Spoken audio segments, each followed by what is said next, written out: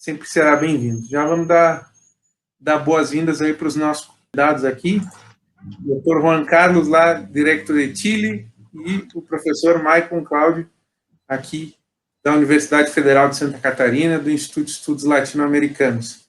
Sejam os dois muito bem-vindos. Boa noite, Maicon, tudo bem? Buenas noches a todos, a todas. Boa noite. Buenas noches.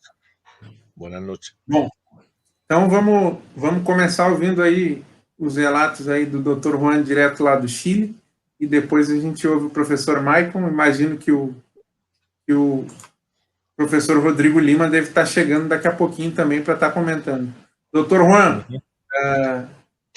prefere o portunhol ou puedo perguntar-lhe em português? Portuñol diría yo mejor, para que los podamos entender bien. No domino el portugués, pero puedo entenderlo si hablan despacito, lento. Ok. Entonces voy a saludar al compañero Rodrigo, que acaba de llegar. Boa noite, Rodrigo. Seja bem-vindo novamente ao Cotidiano. Boa noite, Douglas. Boa noite, Eden, professor Juan, Maicon também. E uma boa noite especial a todos e todas que nos acompanham. Agradecer o convite aí para a gente poder fazer um bom debate, uma boa avaliação sobre as eleições no Chile. Obrigado. Un punto, Douglas. Mi nombre es Juan Carlos, no Juan. Ok.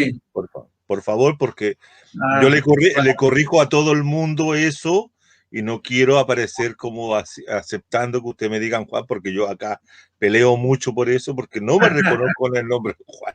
Así que, por favor, si es que no es molestia, por favor, dígame no, Juan. Para nada, pues. Entonces, profesor Juan Carlos, cuéntanos su lectura, ¿no?, de ese proceso electoral de forma general, pero también cuéntanos cómo está la situación ahora en Chile, cómo ve usted la cuestión de la participación y su análisis, ¿no?, como de forma general, pues. Ok. En primer lugar, lo que habría que señalar de que estamos en este momento en el proceso de cierre y de conteo de votos. Por lo tanto, están saliendo los primeros resultados y específicamente de lo que es la elección de convencionalista para la Convención Constitucional. Hasta ahora están dándose esos resultados.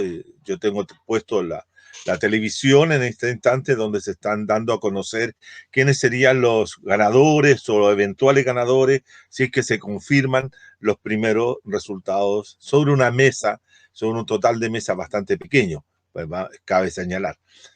Ahora, en relación a lo que fue el proceso electoral, este había sido señalado por todos los analistas como uno de los procesos electorales más importantes de este siglo y también, diríamos, de toda la historia política de Chile. Así fue calificado. Por lo tanto, habían bastantes expectativas sobre el nivel de participación de la ciudadanía en este proceso, que era un proceso que convergen 4 elecciones, la de convencionalista, la de alcaldes, la de concejales de comunas y una nueva elección sobre gobernadores de distintas provincias, de las distintas regiones que componen la división administrativa del país.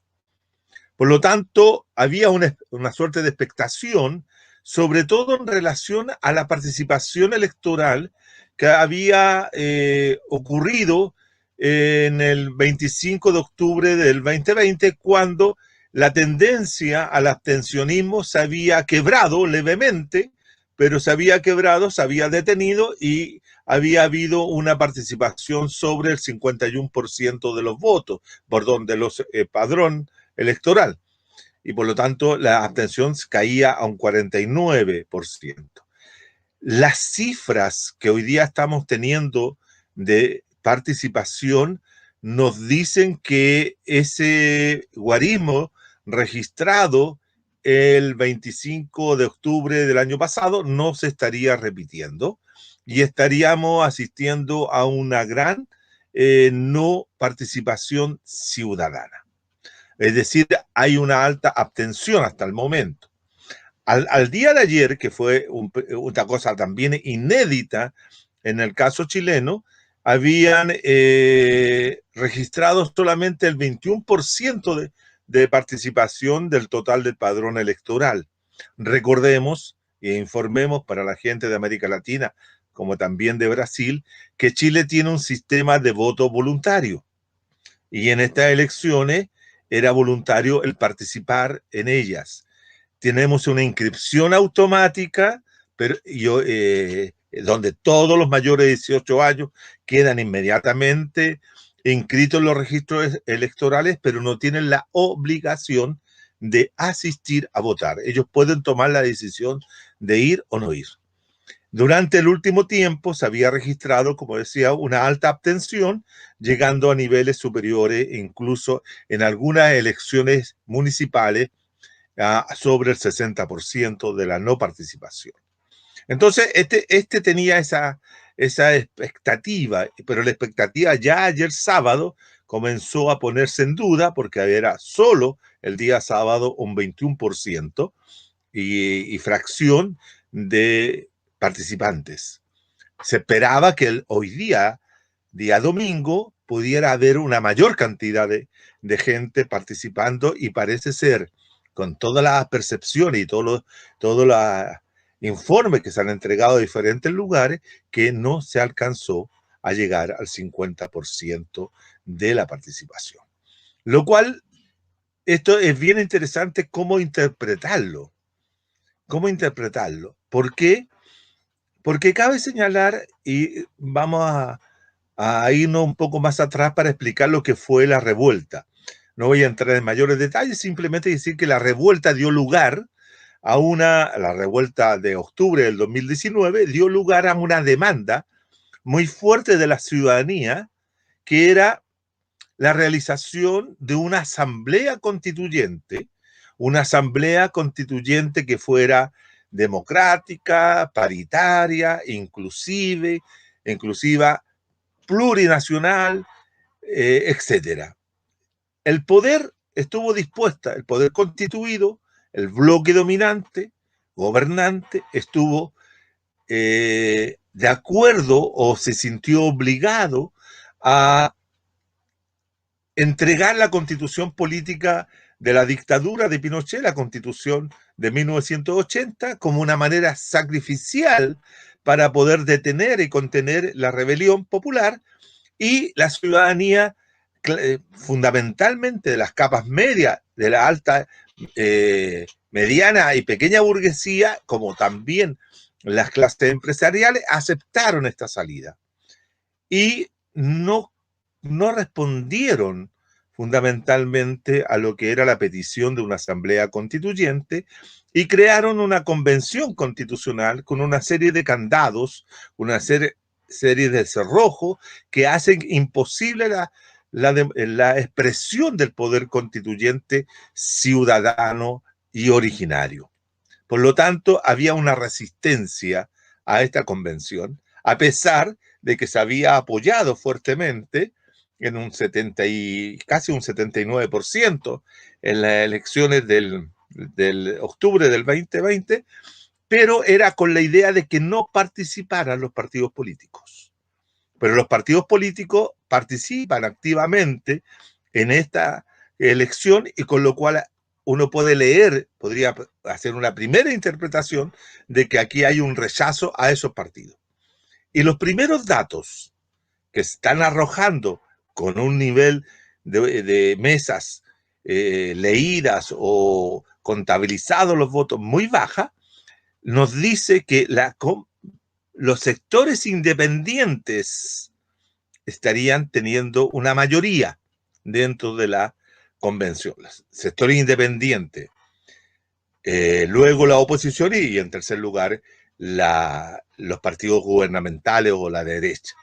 Eso estaría diciendo de que al final tenemos que revisar bien qué pasó, cuáles serían los guarismos de esa convención para saber si hay una convención que se va a redactar con ciudadanos independientes de partidos o cómo va a ser.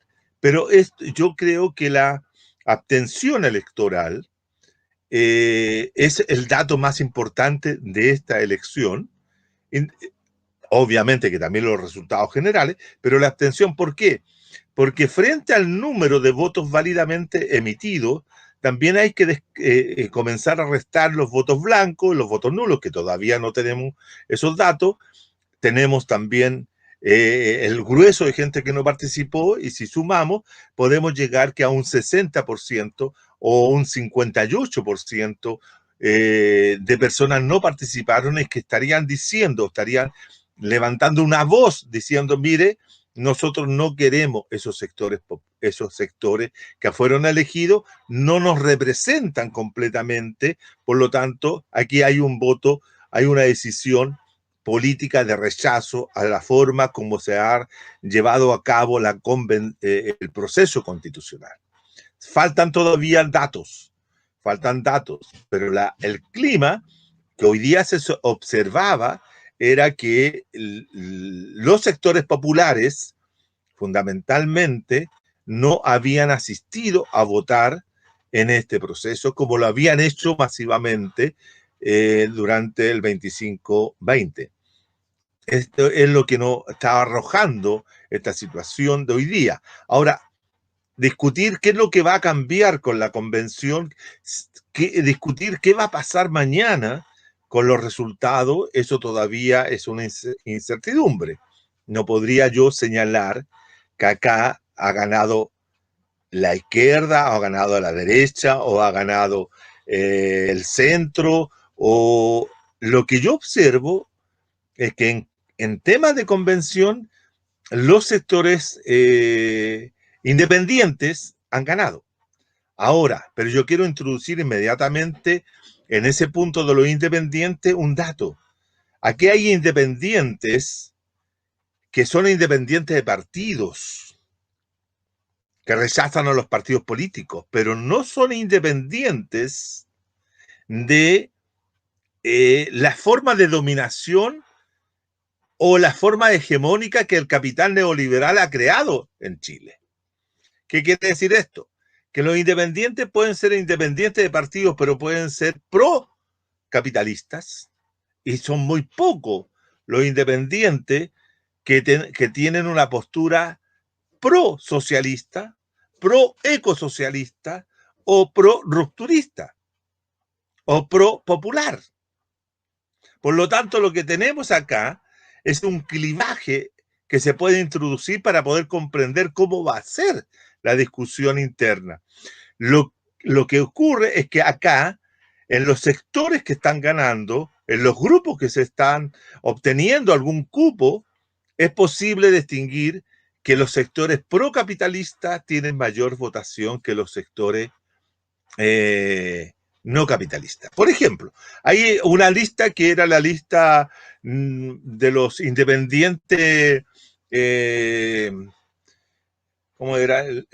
Se me escapó el nombre en este momento, pero los independientes que no tenían ningún compromiso, decían que no tenían compromiso alguno con otros, pero eran independientes que todos ellos, se demostró en una lista que sacó un órgano de comunicación, el CIPER, demostró que eran todos independientes que estaban ligados a las grandes empresas, a los grandes empresarios, a las grandes transnacionales, que eran casi empleados de esta empresa. Y por lo tanto, entonces ahí también, no por el hecho que lleguen independientes de partidos políticos, sean independientes de la forma que el capitalismo chileno ha adoptado en el último tiempo.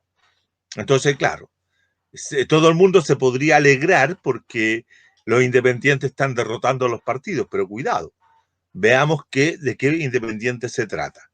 Ahora, dentro de esos independientes hay una lista que está teniendo buenos resultados, que se llama la lista del pueblo, pero esa lista del pueblo pues está llevando 1, 2 o 3 independientes hasta ahora, que pueden crecer, pero tampoco van a ser un poder interno que pueda obligar a las oligarquías y partidistas que se van a encontrar en ese hemiciclo a hacer una constitución política en perspectiva popular o perspectiva progresista o de izquierda, por lo menos de izquierda suave, si ustedes quieren, ni siquiera eso. Entonces, yo tengo la impresión que estamos igualmente en un terreno todavía incierto. Estamos pisando un terreno que puede cambiar rápidamente en la medida que vaya avanzando las horas de la noche y que vayan llevándose a cabo ciertos los resultados específicos. Eso es lo que yo, Douglas, te podría señalar en una primera observación, si tú quieres, para comenzar a conversar. Muchas gracias, professor Juan Carlos.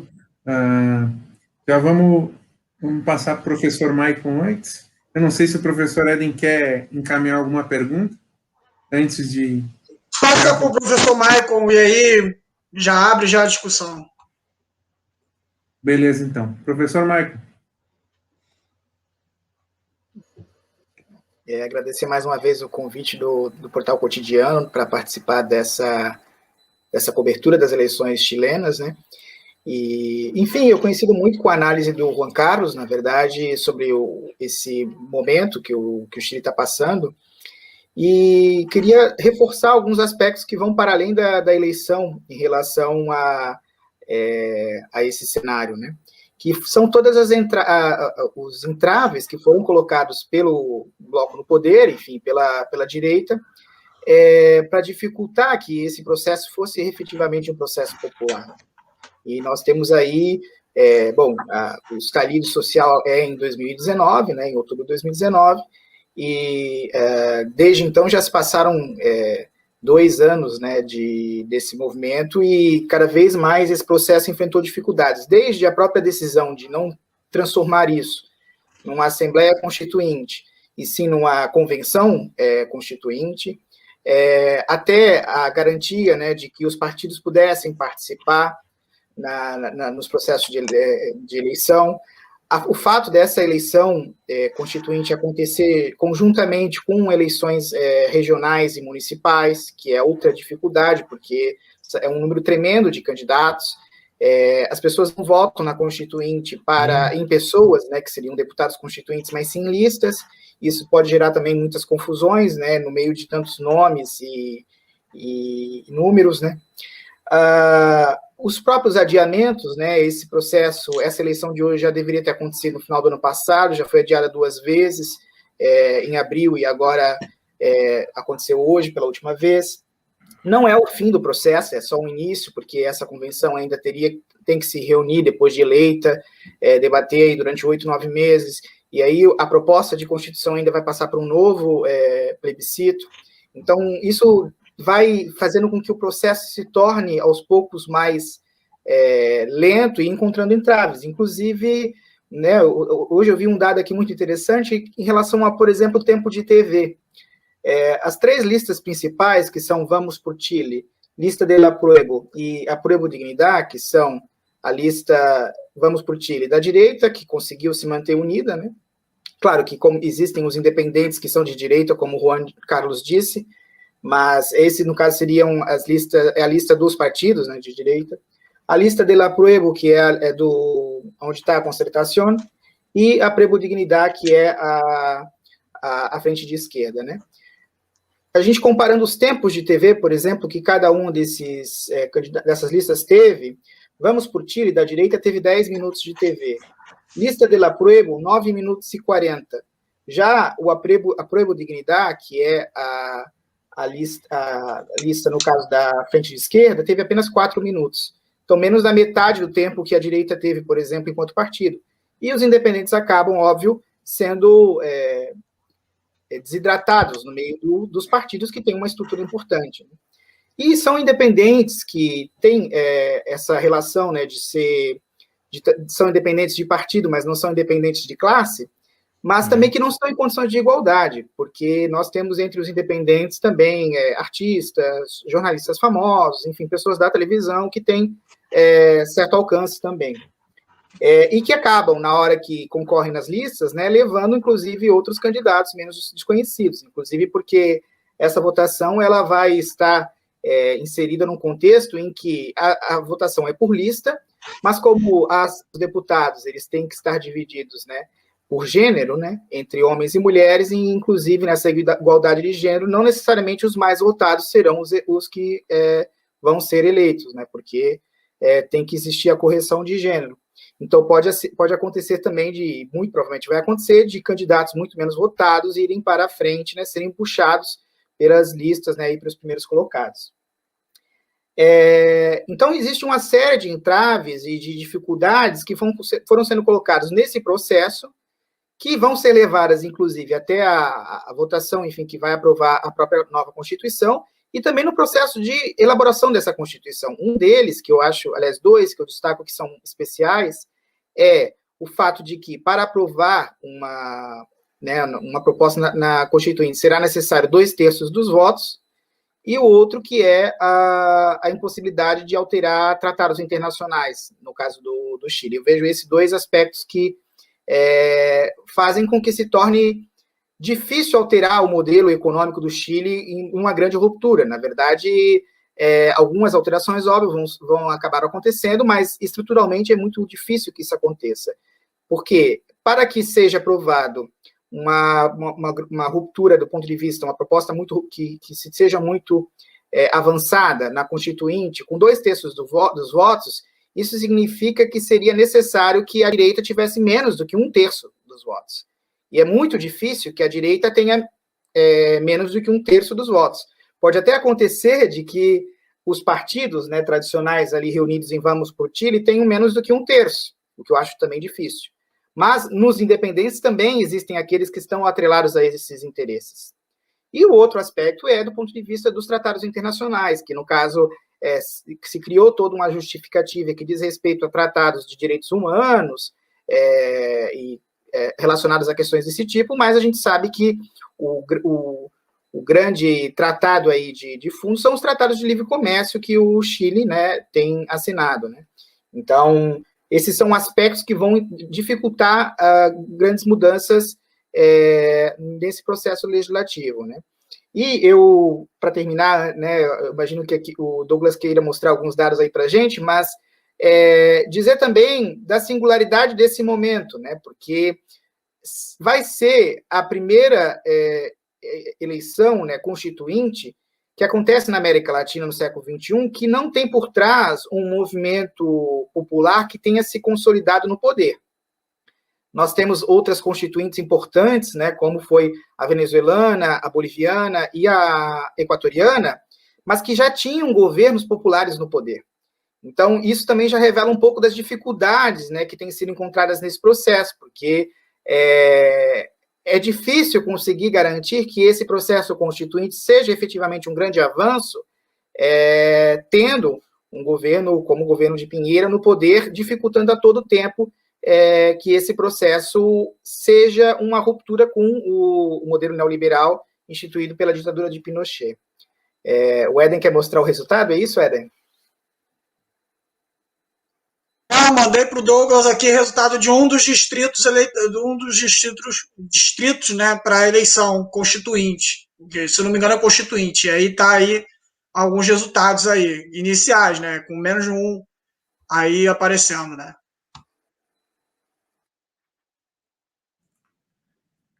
Professor Michael, quer concluir? Já concluiu?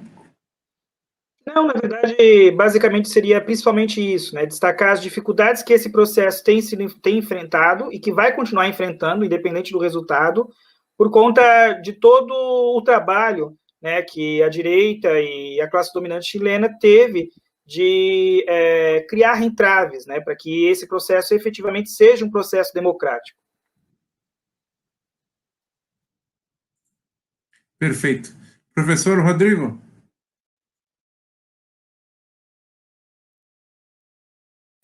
Boa noite, me escutam bem?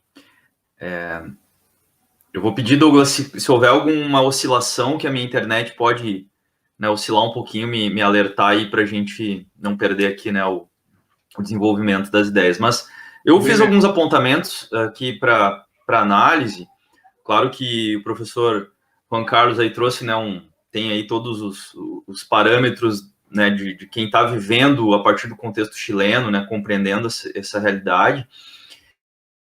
E dialogando um pouquinho com essa questão que foi colocada anteriormente, né, de mesmo num cenário de ascenso do movimento de massa no Chile, né, ali no mês de outubro de 2019, quando realmente irrompem as grandes manifestações, o movimento não teve a força suficiente, ou não conseguiu, mesmo com toda a mobilização popular, derrubar o governo Piñera, né? Então, o Piñera, mesmo com uma popularidade muito baixa, mesmo num governo com muita instabilidade, ele se manteve na estrutura do governo, conseguindo, né, influenciar os rumos desse processo que a gente tem, né, estamos observando aí, né, todos os desdobramentos em relação à aprovação dessa constituinte, o processo de eleição dos constituintes, né?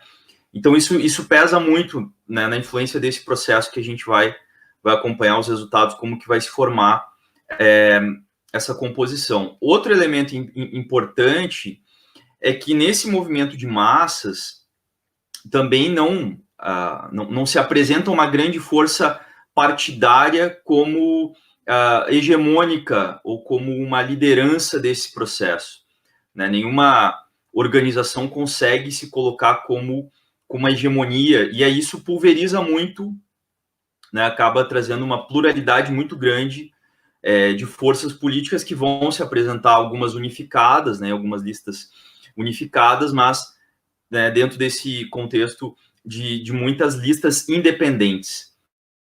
E aí, né, fazendo essa leitura desde o Brasil, óbvio que a gente tem um pouco, né, de cuidado, né? O professor Juan Carlos trouxe que são independentes de partidos, mas não independentes de uma ideologia, né, e de um programa capitalista ou liberal.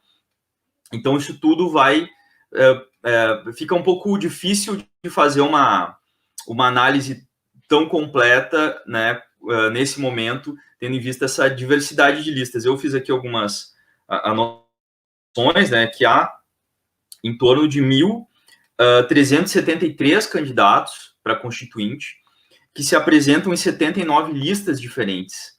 Então, há uma pulverização, há enfim, uma diversidade muito grande, ainda que a direita se encontre unificada aí no Chile Vamos, né, a direita mais tradicional do Chile. Mas eu acho que um elemento muito importante e que a gente pode trazer aqui para reflexão é nesse desdobramento dessa convenção constituinte, né, os embates políticos que vão se dar nesse espaço nos próximos 9 meses, né, com a possibilidade de uma prorrogação por mais 3 meses. E aí vem a grande dúvida, e acho que isso é que eu jogo mais para a gente refletir, debater, é como que o movimento de massas, esse movimento intenso na rua, né, com os protestos, com as mobilizações que ocorreram após 2019, vão se posicionar ou vão se apresentar nesse contexto. Porque eu vejo que o Chile hoje, não apenas hoje, né, mas devido à relevância que ganhou a mobilização contra o neoliberalismo, a mobilização contra o autoritarismo, a mobilização que se expressou, né, na luta para derrubar essa herança, né, do governo Pinochet, ele impulsionou muitas mobilizações na América Latina. Acho que muito do que acontece na Colômbia hoje tem, claro, os aspectos nacionais, mas há uma relação com o que ocorreu no Chile, o próprio processo do Equador, enfim, entre outras mobilizações de massa, articulam-se muito, porque o Chile era a grande cereja do bolo do neoliberalismo na América Latina, né? Se a gente acompanha, por exemplo, que eram os discursos do Paulo Guedes no primeiro ano do governo Bolsonaro, o farol do Paulo Guedes era o Chile como grande modelo, né? E aí isso foi implodido em outubro de 2019 com as grandes mobilizações. Então, por que eu chamo a atenção para isso? Para a gente olhar um pouco para frente e aí trazer... Claro que a gente precisa analisar como que vai ser essa composição da Constituinte, é importante, mas eu traria esse elemento, como que o movimento de massa vai estar, né, vai estar presente nesse processo. Porque os debates que vão ser travados nessa Assembleia vão ser debates que vão ecoar na América Latina. E o movimento de massa, né, pode impulsionar, né, que se avance numa agenda, ainda que a correlação de forças, né, a gente não tem como ter essa leitura nesse momento, seja desfavorável ao movimento, ou favorável, né, enfim, as pautas pela saúde pública, educação pública, enfim, outros elementos aí que foram levantados nos grandes protestos pela juventude e pelos trabalhadores chilenos. Então, acho que vai haver esse processo, um debate intenso na Constituinte, e a gente vai ter que analisar como vai se dar essa correlação de forças, mas principalmente como as ruas vão se manifestar, como essas mobilizações, se elas vão ter continuidade. A gente sabe que a pandemia afetou muito, né? Afetou muito porque, né, o Chile também sofre as consequências, né? E o governo Piñera foi muito alinhado ao que o Bolsonaro faz aqui no Brasil, um negacionismo, aquela ideia de que a economia não pode parar, né, negando a pandemia, enfim, trazendo uma série de elementos. E o Chile sofre aí com cerca de 27, 28 mil mortos, né, em decorrência da Covid-19. Claro que para o nosso parâmetro de Brasil é um número pequeno, mas obviamente que isso, dentro do que é o genocídio que nós estamos vivendo no Brasil hoje, né, mas dentro do Chile isso tem um impacto importante. Então eu traria esse elemento para a discussão, e para a gente refletir um pouco, realmente como que as ruas vão se mobilizar para fazer a disputa desse processo em relação aos grandes debates que vão ocorrer nessa Constituinte, que ainda, né, há muita imprevisibilidade, uma pulverização muito grande das forças políticas, e como que vão ser esses alinhamentos e essas composições em relação aos desdobramentos. E sempre lembrando que isso que é importante, né? Esse processo é fruto do movimento de massas, né? Um movimento de massas que realmente abala as estruturas né, do status quo chileno, da hegemonia capitalista no Chile, traz esse elemento novo, e certamente são as ruas que vão pautar, né, o processo e o debate. Então nós vamos ter 9 meses aí muito intensos em relação a essas questões, essas conflitos, né, e disputas em relação aos rumos do Chile dentro desse processo, que é muito importante, né, que é muito significativo para a América Latina como um todo. Então é isso, mais para trazer algumas reflexões, algumas questões aqui para um pontapé inicial, né, e a gente poder trabalhar aí com alguns cenários possíveis, né, dentro desse contexto. Muito obrigado, professor Rodrigo. Antes de passar para o professor Eden, já peço a todos aí que se inscrevam no nosso canal, youtube.com/Cotidiano News, que compartam esse vídeo aí, mandem para os seus grupos de WhatsApp, seus grupos de Facebook, compartilhem todas as suas redes aí, para que a gente possa atingir o maior número de pessoas, né? Esse é um esforço que a gente começou desde o ano passado, né, de estar realizando aí diversas coberturas dos processos eleitorais, né, da Pátria Grande, dos nossos irmãos aí latino-americanos. E também tem aí na descrição, né, o link para o Apoia-se, você pode estar mandando superchat, tem o Pix para você fazer uma doação, né? Somos um meio alternativo, não temos nenhum tipo de financiamento privado, então qualquer ajuda sempre será muito bem-vinda. Professor Eden, tem alguma questão para passar para os nossos convidados aí?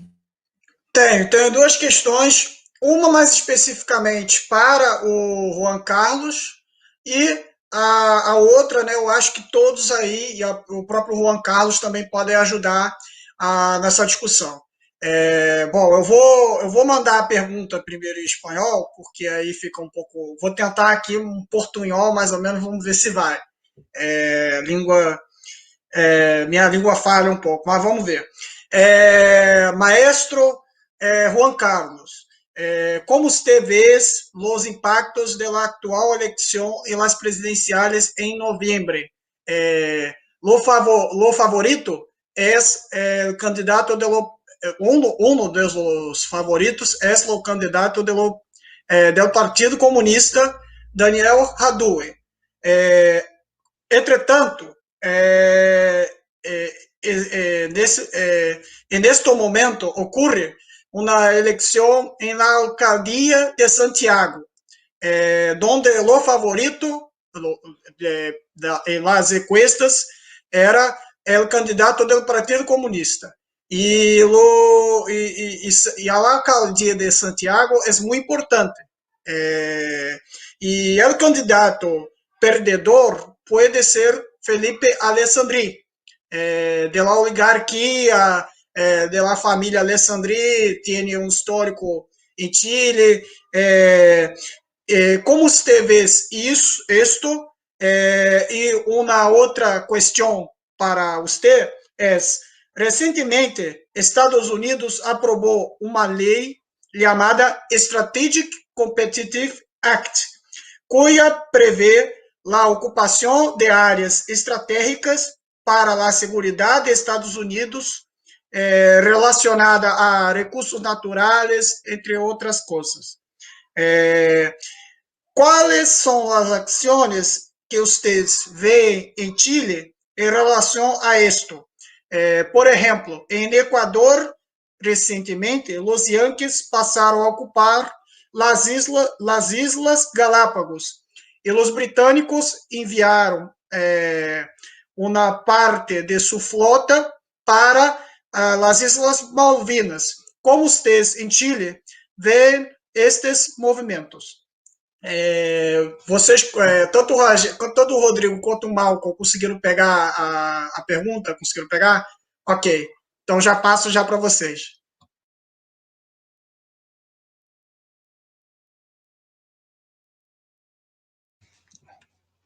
Creo que estoy muteado.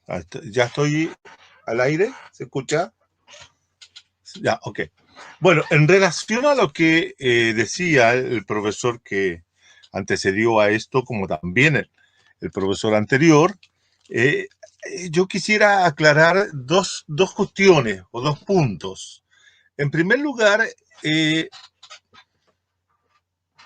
Chile, desde hace un tiempo a esta parte, desde el año 1997 en adelante, e incluso con algunos elementos que se dieron antes de esos años, se dividió en términos electorales en dos grandes mundos sociales electorales propiamente tal. Entre aquellos que yo he nombrado como una forma metafórica para dirigirme a ese grupo como el partido de los no electores, de las y los y les no electores. Es un gran grupo de personas que han optado desde 1997 hasta la fecha de no participar al interior del sistema político que se estableció con la Constitución Política de 1980. Esos grupos de ciudadanos son diversos, heterogéneos, que van desde aquellos que rechazan completamente la política a aquellos que son tremendamente críticos con el sistema político actual, con el sistema económico, es decir, son totalmente anticapitalistas, son antipatriarcales y están por impulsar un proyecto de emancipación en la sociedad. Ese es un grupo que se ha estado organizando, manifestándose a lo largo del tiempo y fueron, desde mi punto de vista, uno de los grandes protagonistas de lo que fue el levantamiento popular de octubre del 19. No son necesariamente aquel otro sector que son los que han participado, los que han votado, los que han apoyado constantemente a lo largo de todos estos 30 años a los partidos políticos del orden liberal o del orden neoliberal, que son esencialmente los partidos que se aglutinaban dentro de lo que es la concertación de partidos por la democracia, que tuvieron 4 gobiernos que fueron apoyados masivamente por este sector de población que votaban por el Partido Demócrata Cristiano, votaban por el Partido Socialista de Chile, por el Partido por la Democracia y el Partido Social Radical Demócrata. Esa era la conformación de los electores que votaban por la concertación. Cuando se produce el primer quiebre dentro de la concertación, se ingresa el Partido Comunista de Chile, que había estado fuera del hemiciclo, fuera del Parlamento y se incorpora recién en el 2010 como una forma de salvar la situación de la derrota que había experimentado la Concertación en el 2010 cuando sale elegido por primera vez Piñera. El Partido Comunista es incorporado, pero tampoco el Partido Comunista significa que incorpora una masa de votantes lo suficientemente fuerte para generar una correlación de fuerza significativa y se forma lo que se conoce posteriormente como la nueva mayoría. El Partido Comunista entra a la nueva mayoría, pero entra a administrar conjuntamente con Michelle Bachelet en un segundo gobierno el modelo neoliberal. Se trata de introducir unas transformaciones estructurales y no se puede, no se logra. La derrota de Bachelet nuevamente en el 17 o la derrota a los candidatos de la continuidad es vista así como un rechazo total y completo al sistema. Por lo tanto, el sistema electoral va perdiendo, va drenando gente, ciudadanos que se van alejando de ellos y se van yendo a este gran sector de no votantes, de no electores. ¿Ah?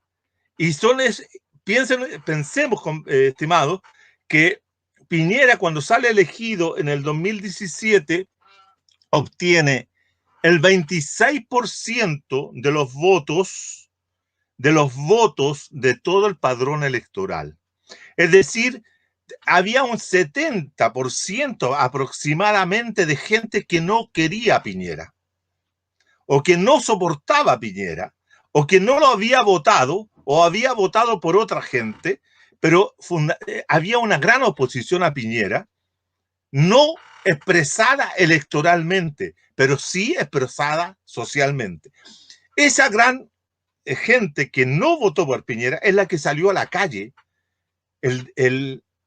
a partir del 14 en adelante, cuando los chicos, los estudiantes hacen, ¿cierto?, las primeras acciones del evade, que es saltarse los torniquetes del metro como una forma de no rechazar el alza del pasaje del metropolitano, ¿no? Entonces, ¿qué es lo que quiero decir? Que oponerse a Piñera concitaba una gran cantidad de personas, una gran masa, como dijo el compañero anterior, una multitud. Pero esta multitud claramente tenía una heterogeneidad de demandas, de razones, de motivaciones para oponerse a Piñera. Y esa falta de direccionalidad provocó que no se tuviera la fuerza suficiente para votar a Piñera y producir una caída semejante a la que se habían producido, por ejemplo, en el caso ecuatoriano, cuando se vota a Magual, cuando se vota a Gutiérrez, a Lucio Gutiérrez, o en Bolivia, cuando se vota a Sánchez de Lozada, etc. Aquí no se produce aquello.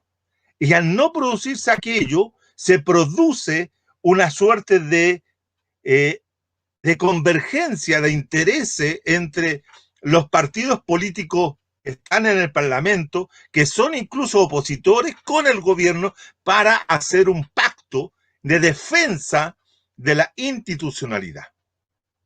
Acá todos, partidos de oposición al gobierno de Piñera, como los partidos de gobierno, hacen un pacto para defender la institucionalidad. Pero como no podían defender la institucionalidad así a punta de represión, ofrecieron, después de una larga negociación, la Constitución Política de 1980, como decía yo hace un rato atrás, como un acto sacrificial. Pero al mismo tiempo que la ponían ahí a la discusión, la iban a sacrificar, reemplazándola con una nueva, crearon las condiciones, crearon los candados institucionales para impedir que el modelo económico, que el sistema capitalista neoliberal se venga al suelo y se proteja. Y se proteja de todos los que quieran transformarlo o modificarlo. Entonces, en ese sentido, Eso fue un pacto que se estableció el 15 de noviembre y posteriormente se fue agregándole una serie de elementos y directamente lo que el mismo profesor decía anteriormente, que era la ley 21.200, que establece una serie de candados, entre ellos la no modificación de los tratados internacionales, que no podían tocar esto, que no se puede tocar esto, es decir, una serie de candados institucionales que impiden una transformación no solo de la Constitución, que la Constitución se va a cambiar, de eso yo no tengo ninguna duda, pero modificar los elementos centrales de lo que es el modo de producción capitalista y de acumulación neoliberal. Ese es mi punto. Y por lo tanto, al no producirse la caída del gobierno, el gobierno ha tenido la capacidad de ir arreglando todo para que ellos salgan beneficiados. Además, hay que agregarle a todo esto que Piñera y su gobierno ha tratado el tema del COVID-19, de la pandemia, como una política contrainsurgente. Es decir, el COVID-19 le dio los instrumentos, le permitió usar un conjunto de instrumentos, como es el caso del estado de emergencia, que impone el toque de queda, sacar a los militares nuevamente a la calle, para impedir la libre disposición, a la libre circulación, a la libre reunión de los ciudadanos.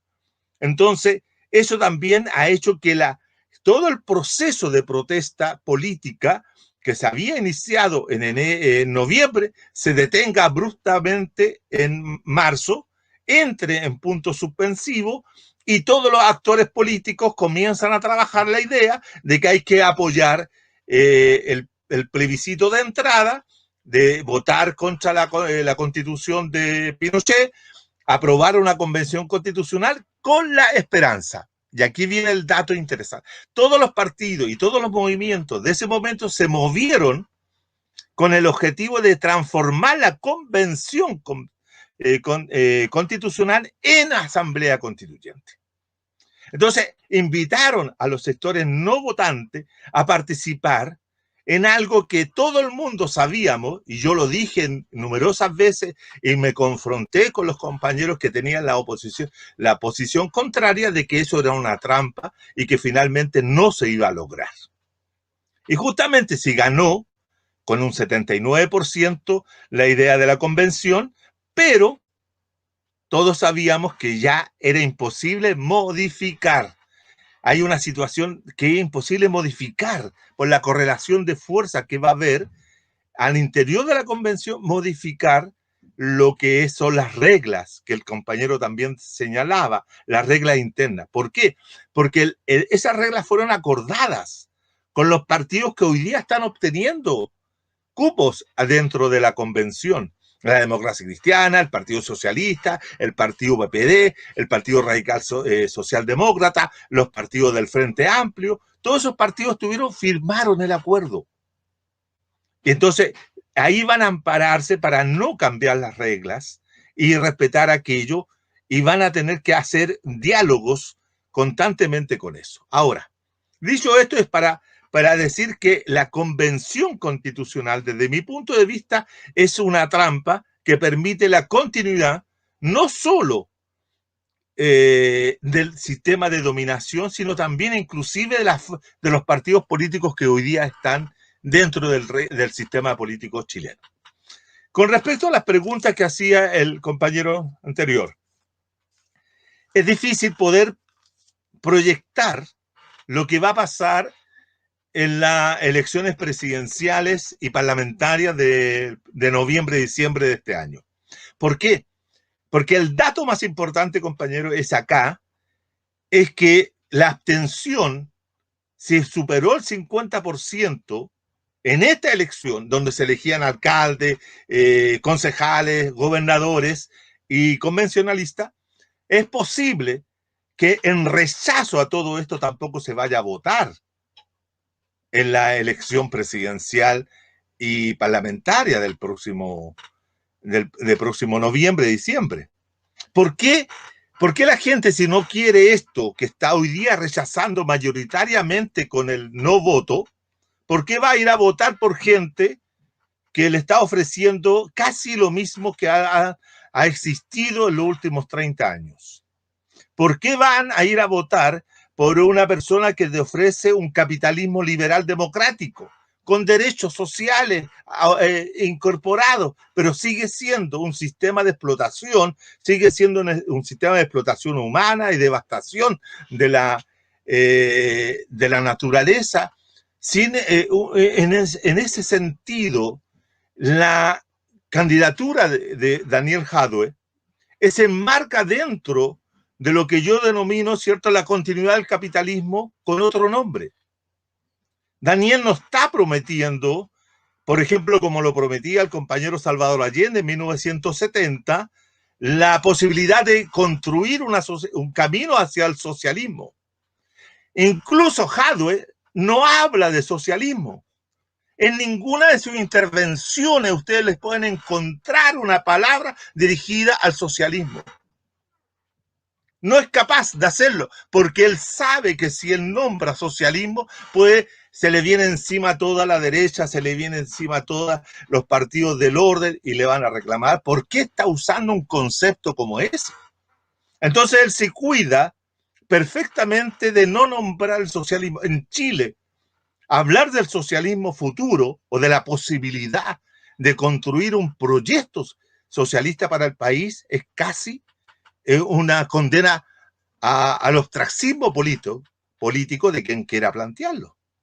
Entonces, en ese sentido, creo que hay que esperar que se decanten las candidaturas, que sepamos cómo le fue a Jadwe en Recoleta, si ganó o no ganó la reelección como alcalde, para poder proyectar ahí su posibilidad de tener alguna posibilidad en la presidencial.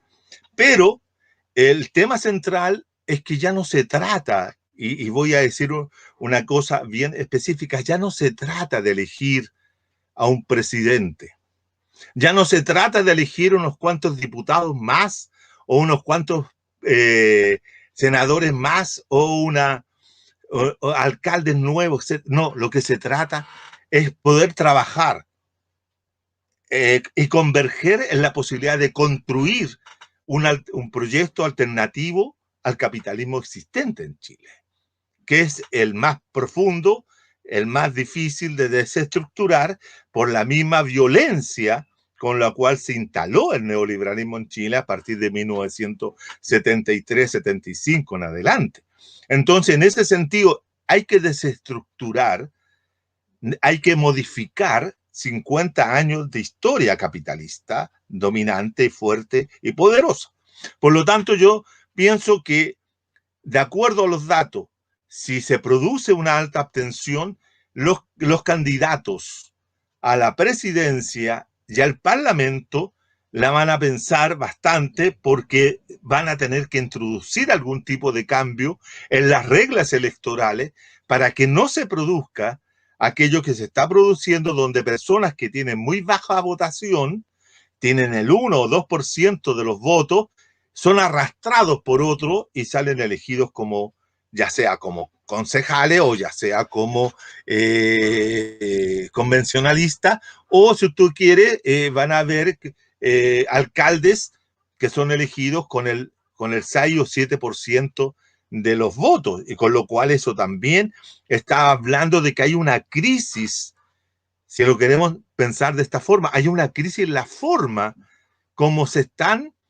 calculando los porcentajes de apoyo que tienen los ciudadanos o que tienen los candidatos, porque no puede ser que a un candidato que tiene 6% de los votos, el servicio electoral chileno le otorgue un 14, un 15 o un 20%, porque se calcula sobre el universo de electores válidamente, o los votos válidamente emitidos, con lo cual es una ficción. La democracia liberal burguesa chilena es una ficción, es una mentira finalmente. Y eso es lo que ha llevado a que la gente se retire de estos procesos, y lo que más probable es que podamos tener un nuevo reventón histórico, una nueva insurgencia social en los próximos meses, si no hay una toma clara de que hay que considerar que hay cerca de 8 o 9 millones de personas diciendo no queremos esto. Eso es lo que pasa. Ahora, con respecto a lo que tú me preguntabas del caso de Felipe Alessandri en la comuna de Santiago, creo que ahí hay una serie también posible de recambio, pero ¿cómo va a ser el recambio? ¿Quién va a ganar? Ahí hay un candidato que era maltés, que puede tener también, pasar a la segunda vuelta con otro candidato de la democracia cristiana, no veo a la candidata del PC con posibilidades de obtener allí un cupo para una segunda vuelta, ni tampoco una primera. Sería una sorpresa electoral muy fuerte. Creo que no se va a producir. Y en tercer lugar, con respecto al tema de los tratados internacionales que tú decías estratégico, en la cual Estados Unidos ha ocupado las Galápagos y los británicos las Malvinas, en Chile hasta el momento no hemos tenido ninguna concreción material específica de ese tratado o de esa acta establecida por Estados Unidos. No ha habido ninguna manifestación de aquello. Lo único que recuerdo que tiempo atrás, algunos años atrás, hicieron una ampliación del aeropuerto de la isla de Pascua con la intencionalidad de que ahí sirviera de pista de aterrizaje de emergencia para el traslador, ¿cómo se llama que iba para el espacio? Bueno, se me fue el nombre. En ese sentido, para transbordador espacial que pudiera aterrizar ahí en la isla de Pascua. Pero no hay otra idea de instalar acá alguna base militar. Acá no se ha visto una intencionalidad de parte de Estados Unidos de instalar una base militar en alguno de los puntos de Chile. Ahora, lo que sí ha estado muy activo y sigue estando muy activo es el tema del IRSA, del Sistema Interconectado Interamericano, en la cual tiene ciertas rutas por las cuales va a pasar en Chile. Eso sí está presente, pero inclusive en toda la discusión política que se ha dado en el último tiempo, este tema no ha estado presente. Pero sí, otro tema ha estado más presente en Chile que tiene que ver con el royalty minero que afecta a las empresas de la extracción de cobre o de litio u otro recurso natural que sí ha estado en discusión. Eso es lo que ha preocupado fundamentalmente a la gran minería extranjera en el último tiempo, que les vayan a colocar un impuesto a la producción minera muy alto y genera alguna tensión. Pero este tema en particular, te diría yo que no ha estado presente en la discusión y nadie tampoco se ha pronunciado sobre él. Yo diría, y me atrevo a sostener como hipótesis, que se desconoce bastante de él, de este tema, del tema de la estrategia estadounidense para copar determinados espacios latinoamericanos para su seguridad nacional. Ahora, y termino, yo tengo la impresión de que en Chile, a partir de mañana, se abre un nuevo escenario, y este nuevo escenario va a tener como elemento protagónico, sin duda, todos los grupos que surgieron a partir de la revuelta, que son estos grupos no electores, que están ubicados en los espacios territoriales, están ubicados en los espacios poblacionales, que son compuestos por grupos de trabajadores, por pobladores, por vecinos, por mujeres, por hombres, etcétera, pero que constituyen, ¿cierto?, un nuevo actor político del Chile actual. Es decir, los que han canalizado de mejor forma la revuelta, no solo estos partidos que están dentro del sistema, sino los que están fuera del sistema. Y sigo insistiendo en esta idea fundamental de este Chile electoral o este Chile político dividido en dos: los que están dentro y los que están fuera, o los que están en los márgenes. Desde mi punto de vista, yo que he sido siempre un seguidor de estos grupos, que yo he sido, para que ustedes tengan claro, yo siempre he sido un sujeto político que ha estado abogando permanentemente sobre la inutilidad del voto y de lo que nos sirve votar, porque no soluciona los problemas reales, específicos, ni modifica absolutamente nada. Pero hoy día siento que en esta coyuntura hay como una cierta capacidad de entender que el voto, el no voto organizado y que plantee una lucha directa contra el poder es mucho más eficiente que solamente abstenerse. Y es lo que hoy día se está recogiendo, inclusive en las redes sociales, en las conversaciones. Claro, también hay mucha rabia, y aquí lo hacían notar recién en el chat, hay mucha rabia de aquellos que fueron a votar culpando a los que no fueron a votar como que son responsables de los resultados ocurriendo. Pero eso es típico, que siempre se culpa al empedrado y no necesariamente a la forma como está construido el sistema. Y creo que va a venir en Chile una nueva ola de manifestaciones sociales y políticas que va a poner en riesgo, no a poner en riesgo, que va a amenazar directamente al capitalismo, y vamos a tratar de correr los límites de ese capitalismo hasta, ojalá, desbordarlo. Muchas gracias, professor. Professor Maicon. Adicionar aí alguns comentários à fala do Juan Carlos, né? Em especial sobre essa questão da expressão grande, né, de pessoas que não são votantes, né? E de como esse movimento de massas não se reflete, obviamente, nas urnas, porque as pessoas realmente, boa parte, não vai votar. Isso, no caso, a gente pode tirar de consequência disso, nesses próximos meses, que, na verdade, o avanço da Constituinte vai depender do movimento de massas, mas esse movimento de massas também vai estar atravessado pelo cenário da Covid-19 e, portanto, pela repressão do Estado, né? Que vai poder utilizar, dependendo do tamanho desse movimento de massas, da própria Covid-19 como uma arma aí, né, ideológica para conseguir reprimir esses movimentos, né?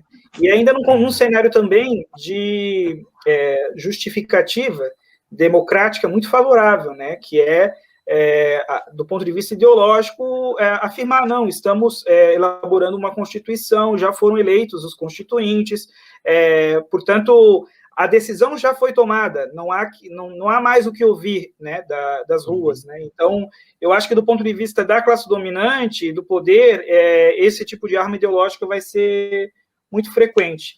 E isso também já mostra um pouco do que a nova Constituição pode acabar se tornando se efetivamente os movimentos de massa não conseguirem avançar e trazer a Constituição mais à esquerda, né? Que é dar uma cara mais moderna, mais humana, entre aspas, a esse velho modelo neoliberal. A própria forma como está sendo elaborada a Constituinte, com igualdade de gênero e com vagas reservadas a indígenas, né? São, se eu não me engano, o Juan Carlos deve saber o número exato, mas eu acho que são uns 18 vagas, 16 ou 18 vagas reservadas para povos indígenas, já demonstra um pouco isso, né? De que há uma preocupação de passar um ar de democrático ao movimento, mas ao mesmo tempo em que, por exemplo, se garante a participação dos partidos, em que há desigualdade no tempo de TV, em que há desigualdade nas próprias campanhas, em que há esse atraso aí de 2 anos, né, desde o movimento social de 2019 até essa própria eleição constituinte hoje. Então, há uma cara democrática para esse processo que pode servir, né, para essa nova Constituição ter essa aparência de uma Constituição que foi aprovada pelo povo, uma Constituição que é inclusiva, mas que na prática mantém elementos do movimento, do modelo neoliberal aí pinochetista. Né? Então, a gente também teria que ver, por exemplo, 2 aspectos que eu acho que são importantes para a gente entender essa Constituição nova, como será, que é a questão das AFPs, né? que modelo aí de previdência para o Paulo Guedes aí queria fazer no Brasil uma reforma da previdência, a reforma da previdência dos sonhos dele era essa, né, em que a aposentadoria, né, dos trabalhadores é cotada na bolsa e que, portanto, o fundo de salários aí, parte dos salários dos trabalhadores serve para a acumulação capitalista, né, dos grandes empresários. E também a questão da própria universidade, né, e da gratuidade do ensino superior, que é o que deu a faísca inicial para as mobilizações populares no Chile, lá em 2011 ainda, né, foram as primeiras grandes manifestações. Eu diria que a questão das AFPs e a questão do movimento estudantil são chaves, né, para o que acabou levando a chegada desse momento que é da Constituinte. A própria repressão também acabou sendo mais como jogar gasolina nesse incêndio, né, porque desde 2011 a repressão policial é muito evidente nas manifestações, já é algo histórico do Chile, né, mas eu acho que na história recente a gente poderia atribuir a esse momento. Isso tudo leva, né, a uma situação em que vai acabando incentivando, entre aspas, né, e dando reforçando os conflitos aí populares. Então a gente vai ter que ver como que vai ser esse desdobramento do ponto de vista do movimento, né, já que do ponto de vista eleitoral a gente vê que a participação muito provavelmente vai ser muito pouca, e também da próprio Estado, como vai reagir e como será a sua repressão diante desses movimentos, né? Que mais que eu poderia dizer para vocês?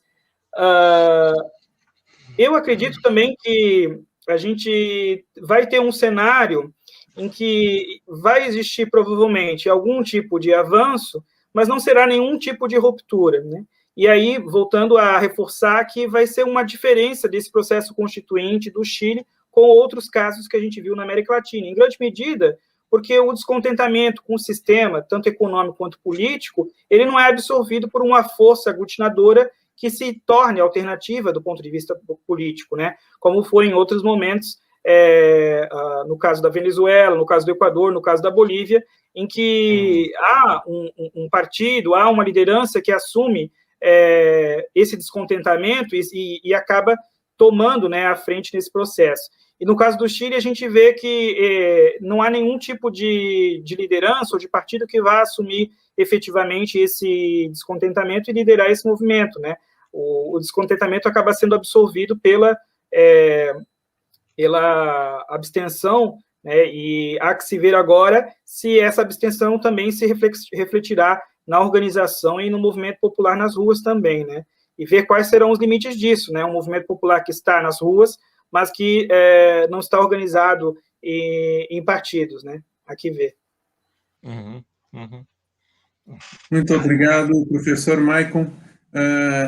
Professor Rodrigo, já encaminho a pergunta aqui da Andréia, né, sobre a questão da Constituinte paritária, já que no Brasil há diálogos mostrando que a paridade de gênero no Chile vai melhorar a qualidade de vida.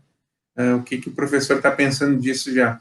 Como depois a gente tem que passar para as considerações finais já, eu vou pedir para o professor Rodrigo responder essa pergunta aqui, enquanto faz a fala dele. Né? Beleza, não, vamos tentar contemplar aí, né, acho que muito já foi abordado, né, e os companheiros aí conseguiram dar conta de vários pontos importantes. Eu queria só chamar a atenção e fazendo uma pequena comparação, que não necessariamente o movimento de massa, né, a conquista que há nas ruas em relação aos protestos, né, enfim, as pautas que vão emergindo, principalmente num cenário aí de confronto que a gente vê que se intensificou, está se intensificando e seguirá, né, contra as pautas neoliberais, é que não há uma via automática, né, não há uma conexão automática entre as mobilizações de rua e os resultados eleitorais. E eu acho que um bom exemplo para a gente pensar isso é o que ocorreu no Equador. Né? O Equador também teve uma irrupção, né, do movimento de massa, também em outubro de 2019, novembro de 2019, né, foi um processo que se articulou muito com as lutas que ocorriam no Chile.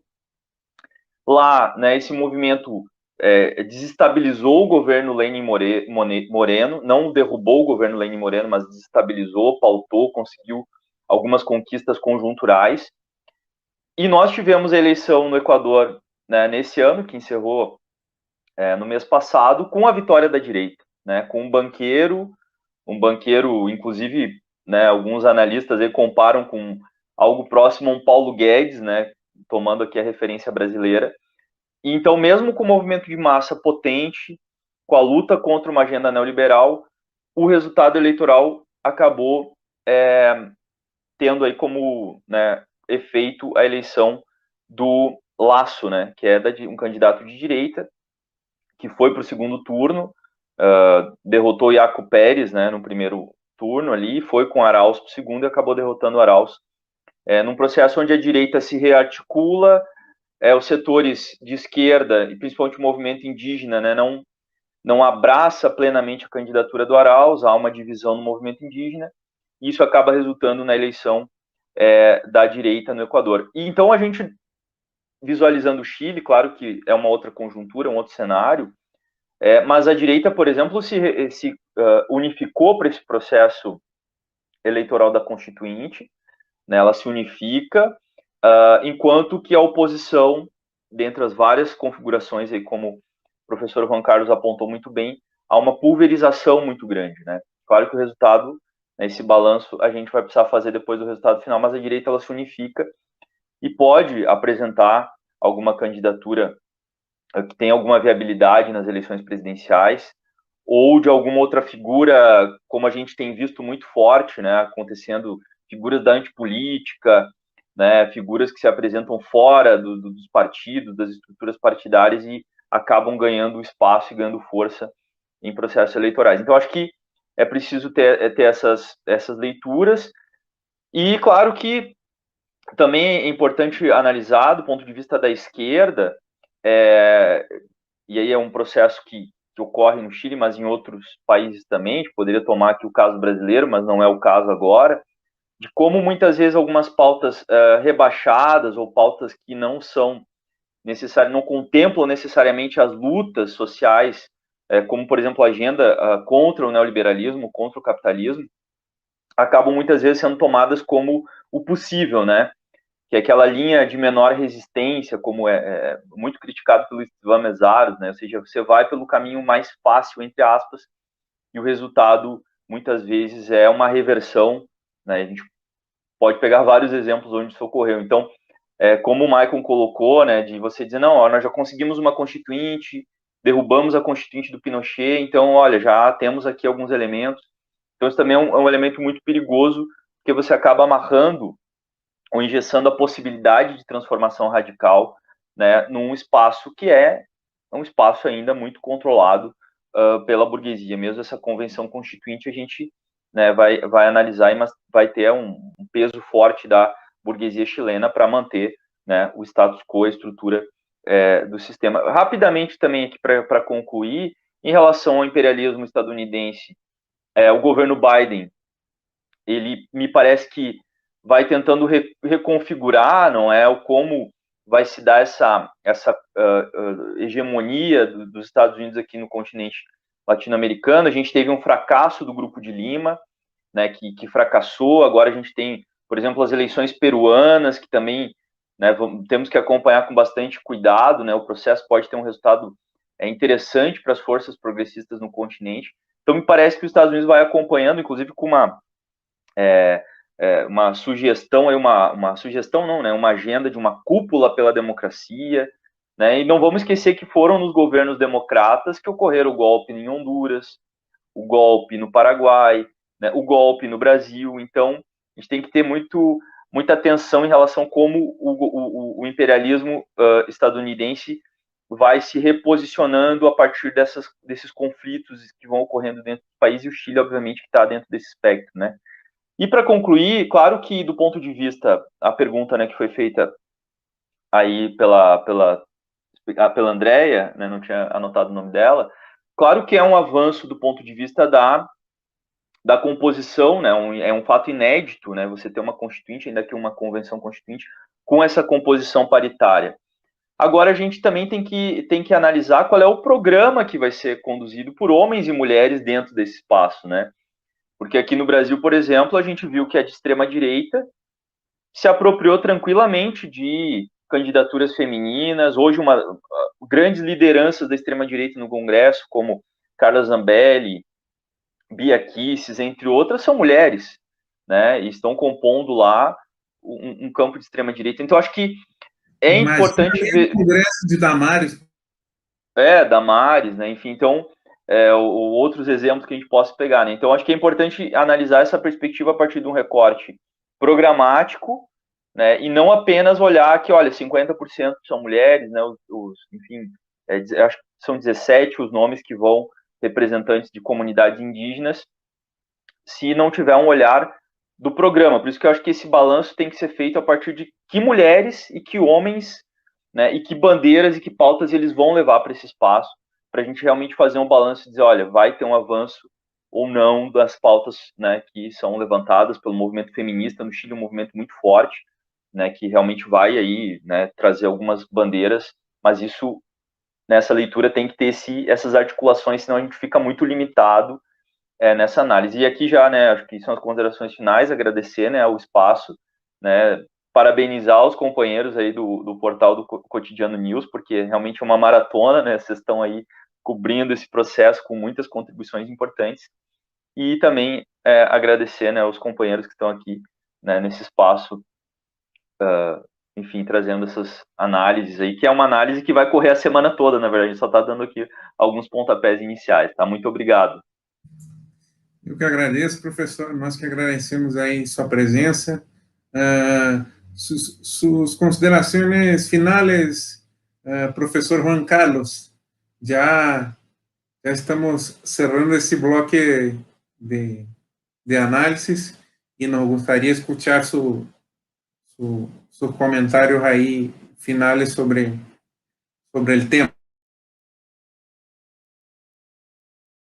Por la posibilidad de participar en este conversatorio a todos los que aquí presenten, ¿no? Como siempre digo, fuimos un club de Toby, tenemos que invitar permanentemente siempre a una Lulú para que no nos acusen de que somos patriarcales total y completos en nuestro análisis. Es decir, hizo falta en otras palabras, una compañera que estuviera presente también en este conversatorio, ¿no? Pero bueno, siempre... Había una en el bloque anterior y ahorita llega otro. Ok, perfecto. Eso es para introducir algún tipo de crítica, ¿no? Como siempre, uno le gusta hacer. ¿Cuáles son las impresiones finales? En primer lugar, creo que a esta altura de la noche, que son 1:15 para las 9 de la noche acá en Chile, las 8:45, habiéndose ya registrado algunos, un buen número de mesas escrutadas, un 15 o 20% del electorado que votó, las tendencias son claras. Hay una buena votación para los sectores independientes, como que ya dijimos hace un rato atrás, no son independientes de partido, pero no necesariamente independientes que tengan una postura de ruptura con el sistema capitalista neoliberal, que es lo que a mí personalmente me interesa resaltar, que pueden ser personas que están dispuestas a avanzar en un progresismo liberal. Eso es lo que llama la atención, progresismo liberal. Por otro lado, en los resultados de las votaciones de gobernación, creo que la derecha está perdiendo en casi todas las gobernaciones, que están resultando electos personas de la oposición, ya sea independientes, que habría que ver también si son independientes de derecha o independientes de partido, pero hay alguna situación que se está produciendo de que la correlación de fuerzas políticas no están siendo favorables a la derecha, que están pasando la mayoría de los candidatos a la segunda vuelta en la gobernación, y que en esa segunda vuelta van a ver que si se logra derrotar a la derecha completamente.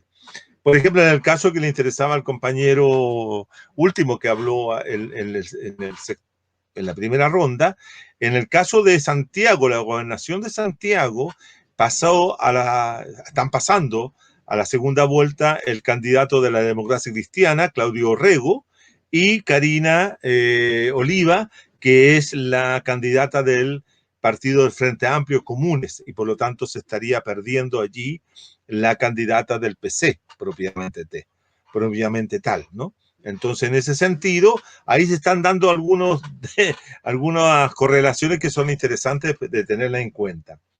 Ahora, poniéndole énfasis fundamentalmente en la elección de convencionalista y el futuro que le depara a la convención.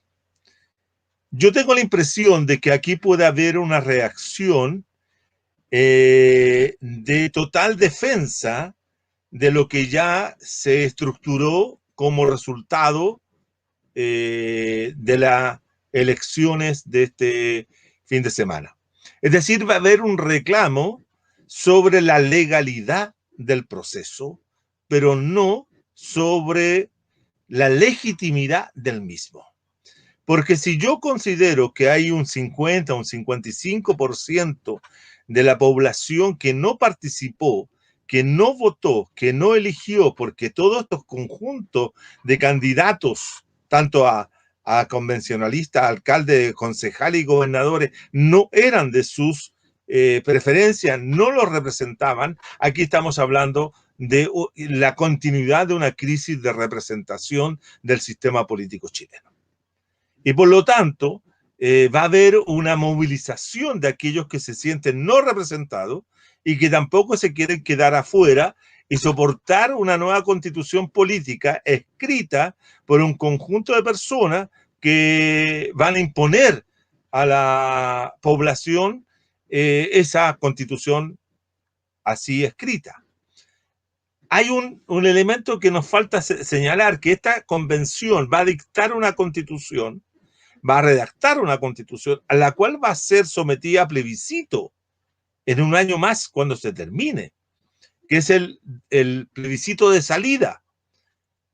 Pero si ya tenemos un 55% de no electores que rechazaron la convención o la composición de esa convención, perfectamente, en un año más tendríamos un plebiscito que podría rechazar esa constitución.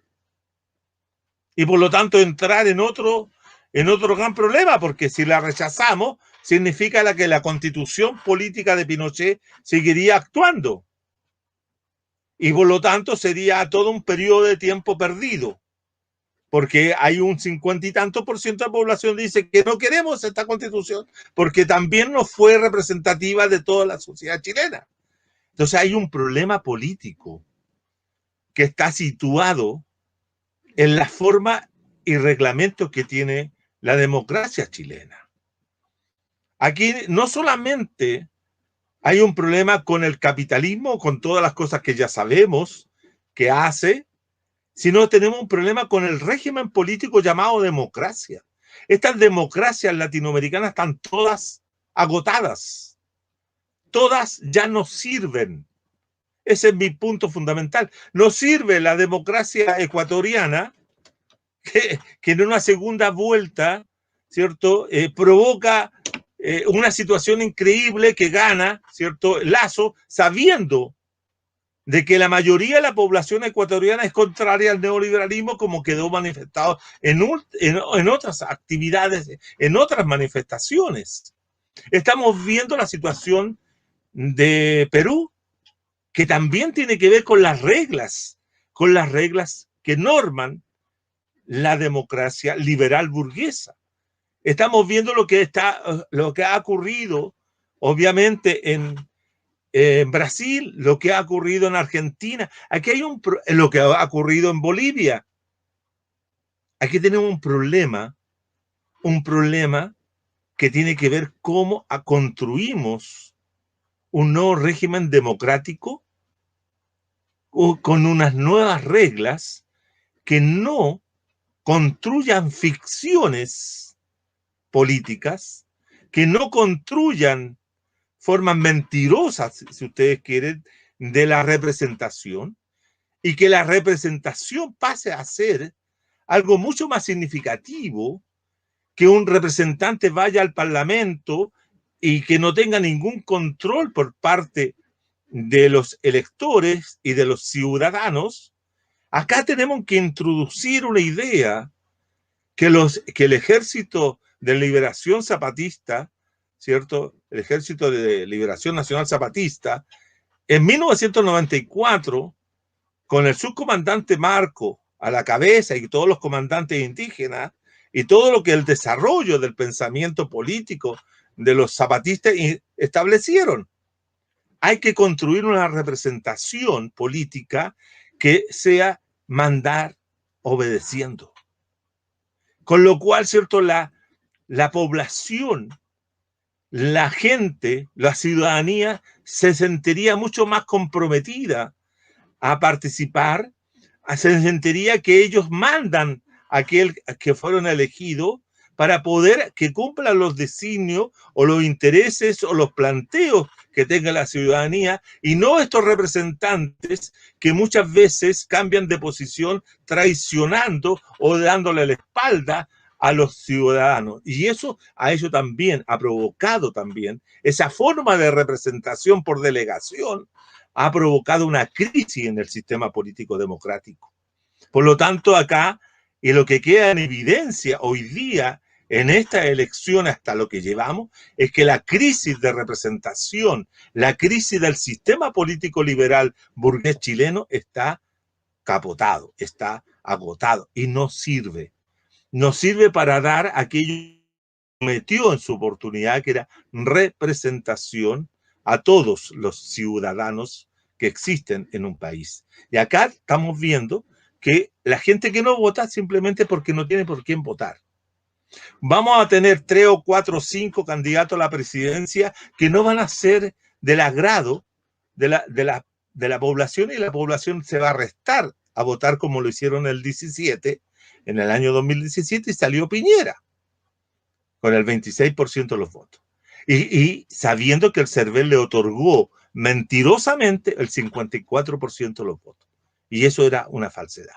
Entonces, mientras mantengamos esa situación, no lo vamos a mejorar. Y por último, para la izquierda chilena tiene que dejar de ser una izquierda neoliberal.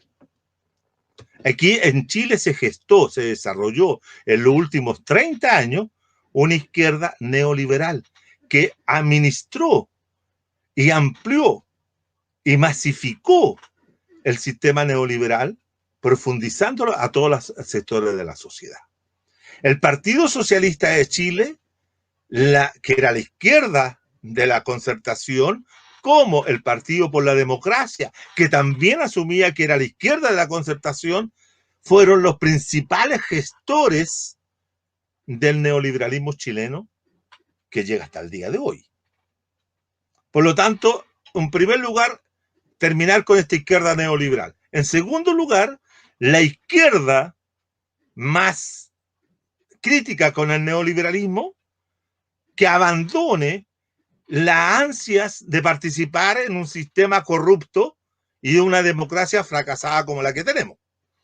Y por lo tanto, hacer fuerza, unirse con los sectores de la izquierda o los sectores más radicales o más revolucionarios que se encuentran entre los no electores, para formar una plataforma anticapitalista, ecosocialista, antipatriarcal, profundamente democrática, para modificar completamente el sistema político y económico, social y cultural chileno.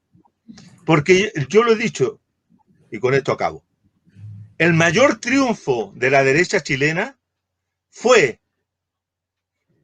haber hecho que la izquierda dejara de ser socialista y dejara de ser revolucionaria.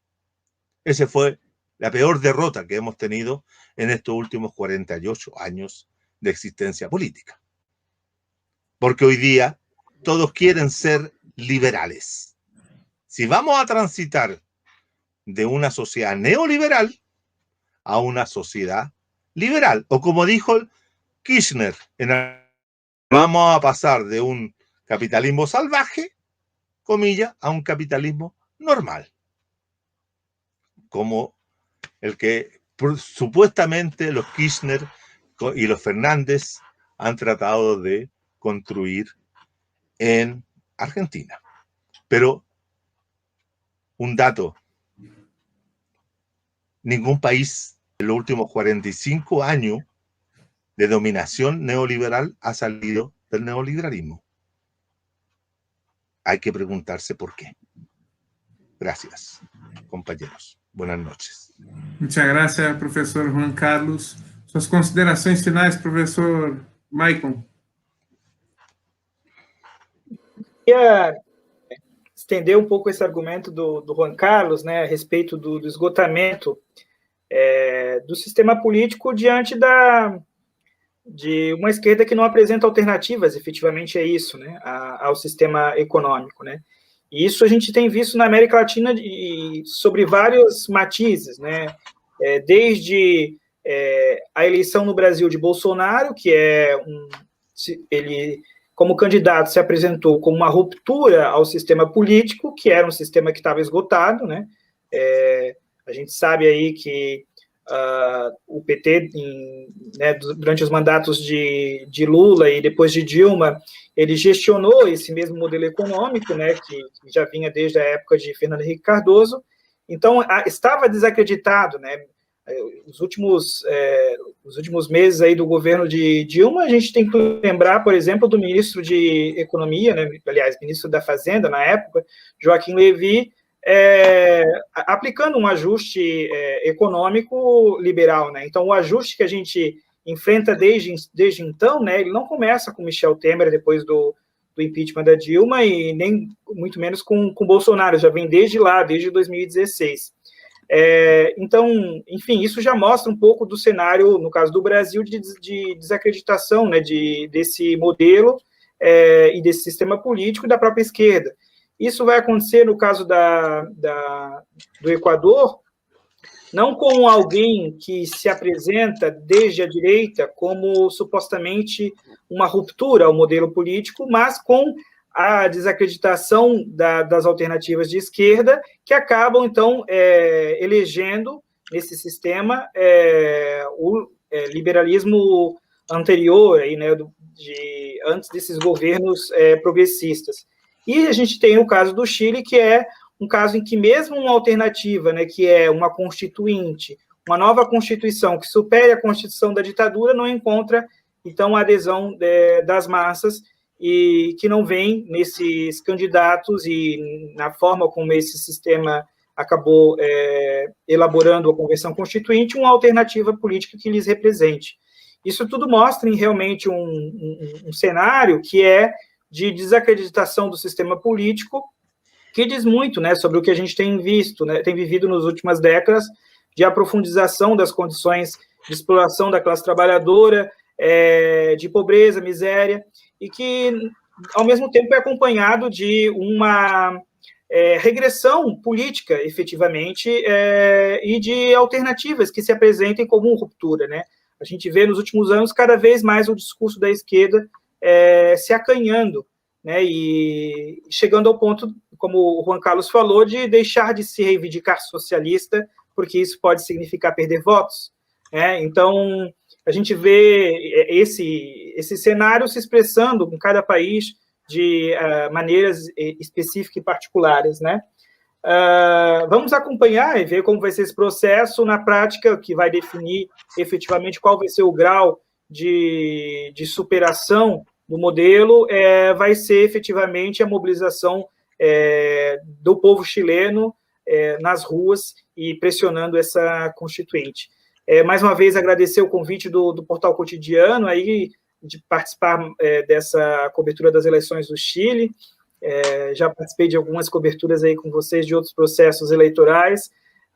Tivemos em outros momentos também importantes decepções aí, né, em que a gente tinha certa esperança de que a regressão não fosse tão evidente, mas acabou acontecendo. Então, talvez isso signifique que a gente deva ficar um pouco mais frio nas análises, né, e não se deixar levar pelos sentimentos, né, entre aspas. Bom, mais uma vez, obrigado pelo convite. Nós que agradecemos, professor Maicon, muito obrigado ao professor Rodrigo, e muito obrigado ao professor Juan Carlos aí, que participaram, né, desse bloco aí da nossa cobertura das eleições, né, no Chile. Esperamos que tenhamos resultados melhores nas próximas, professor Maicon. Então, uma boa noite a todos e muito obrigado.